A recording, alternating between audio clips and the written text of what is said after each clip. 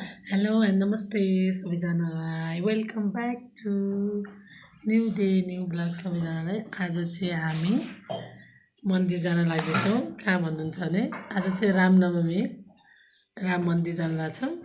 मेरो दिदी आउनु भएको छ बिहान 5 बजे।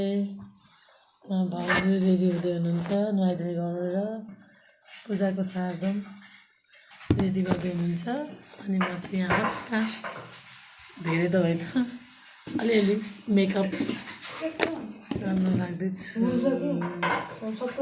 हामी चाहिँ रेडी भएर कहाँ जानु लाग्यो भाउजू? राम मन्दिर दर्शन गर्न जानु लाग्यो। उहाँ मेरो दिदी नमस्ते भन्दै हुनुहुन्छ।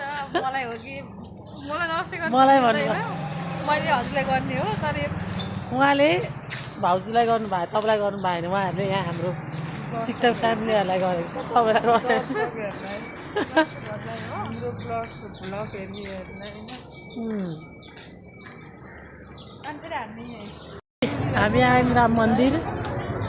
दिदीहरू लट्याङ लट्याङ हिँड्दै छन्। कुदाइहाल्नु गाइस ढिलो हुन्छ भनेर दिदीले कुदाउनलाई छिन्।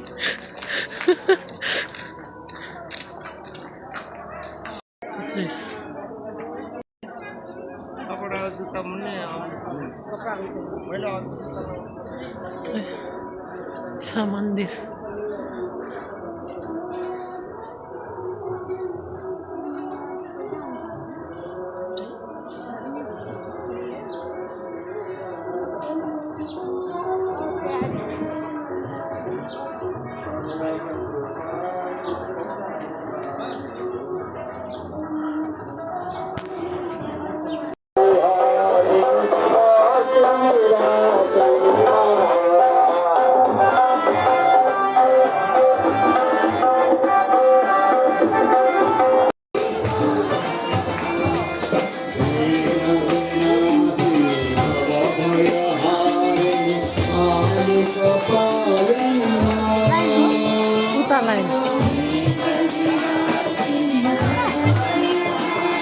अहिले त प्याक भएन, अब सुरु हुँदैछ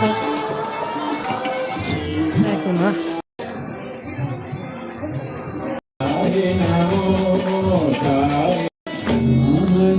हामी चाहिँ दर्शन गरेर हिँडिसक्यौँ घरतिर।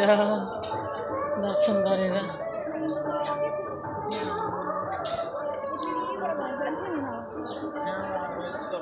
दिदी र म मात्रै भयौँ घर जाने बेलामा। भाउजूको दिदीको छोरीको आज भात खुवाउने रे।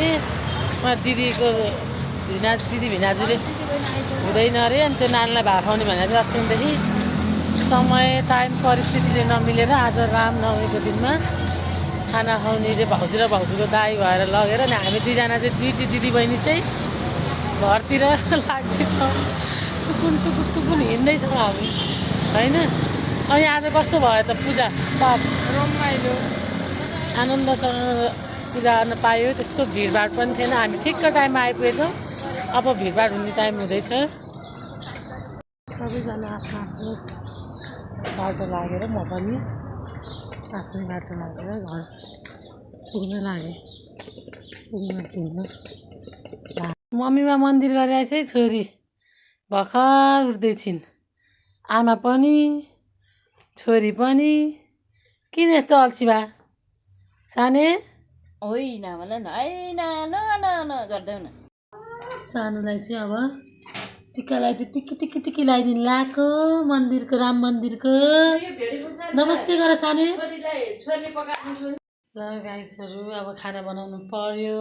By by. आज चाहिँ मन्दिर गयो, पूजा गऱ्यो आयो। अब हामी चाहिँ लाग्छ। By by.